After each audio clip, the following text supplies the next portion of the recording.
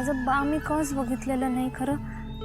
आबाच माझं बा, आजोबा, मित्र सगळं तेच होतं. ते गेलं आणि त्यांनी सगळी नाती माझ्यासाठी अशी तुटल्यासारखी झाल्यात. मला माहिती आहे तुझे आबा तुझ्यासाठी किती इम्पॉर्टंट होते आणि ते गेल्यानंतर तुला काय आता होत असेल ना याचाही मला अंदाज आहे.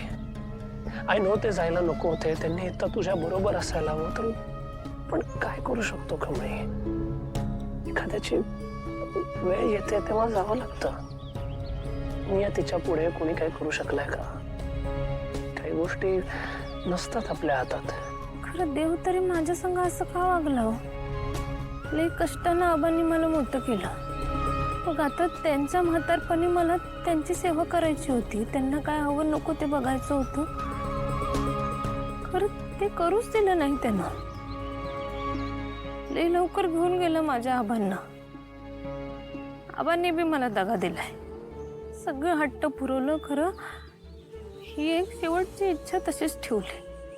मला मान्य आहे आबांनी तुझी एक इच्छा अपूर्ण ठेवली, पण त्यांची शेवटची इच्छा पूर्ण करण्याची संधी सुद्धा देऊन गेले ना ते.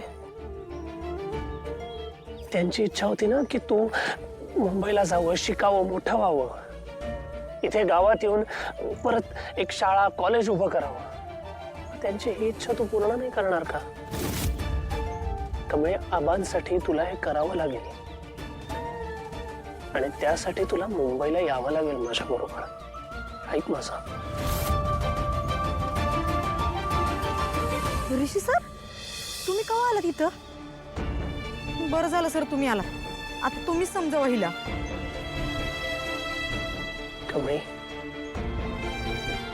काय सांगतोय ते शांतपणे ऐक.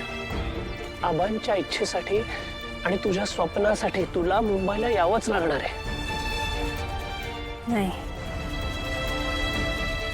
मी आता माझं गाव सोडून कुठं बी जाणार नाही. जे काय ते मी इथंच राहणार आणि सगळं करणार. हे कमळे,